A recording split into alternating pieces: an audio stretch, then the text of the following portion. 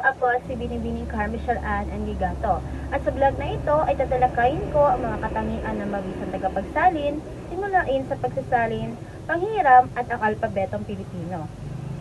So bakit nga ba mahalaga ang mga ito?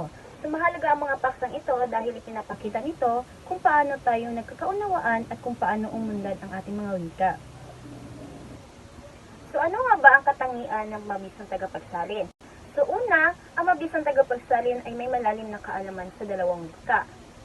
Ikalawa, may pag-unawa sa konteksto, dahil hindi lahat ng salita ay literal na isinasalin. Pangatlo naman, may katapatan sa mensahe, upang hindi magbago ang kahulugan ng orihinal. Apat naman, ang pagiging malikhain, upang magpahayag ang idea kahit walang direktang katumbas. Panglima naman, may sensitibidad sa kultura upang maiwasan ang maling interpretasyon. Yan ay dadako naman tayo sa simulain sa pagsasalin. So sa pagsasalin, may ilang simulain na dapat sundin. So una, unawain muna ang buong teksto bago isalin. Ikalawa, isalin ang diwa, hindi lang ang salita. At pangatlo naman, gumamit ng natural na daloy ng wika upang madaling maintindihan. At ikaapat naman, iwasan ang literal na pagsasalin na maaaring magdulot ng kalituhan sa pagsasalin.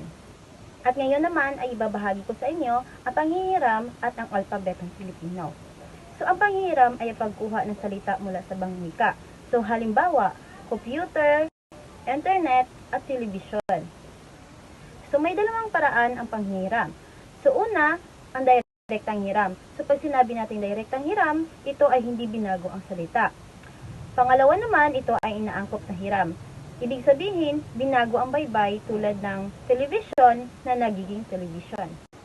Samantala, ang alpabetong Pilipino ay may 28 na titik. Ito ang A, B, C, D, E, F, G, H, I, J, K, L, M, N, ng O, P, Q, at hanggang Z. At ang 20 na letra naman ay nagmula pa ito sa dating abakada. At ito ay karaniwang ginagamit. Halimbawa, sa patinig, ang A, E, I, at saka O, U. At saka sa katinig naman, ang ba, kadaga, halaman na, ng, para, sata. Sa mga gamit naman ng walang dagdag na mga letra tulad nito, ito ay ginagamit lamang sa pangalan ng tao, lugar, pangyayari, produkto, at iba pa. Pangalawa naman, ginagamit din ito sa mga teknikal na salita. At pangatlo, ito ay ginagamit rin sa mga katutubong wika. So, sa kabuuan, ang pagsasalin at panghiram ay nagpapakita kung paano nagiging mas mayaman at epektibo ang ating mga wika. At yun lamang po, maraming salamat.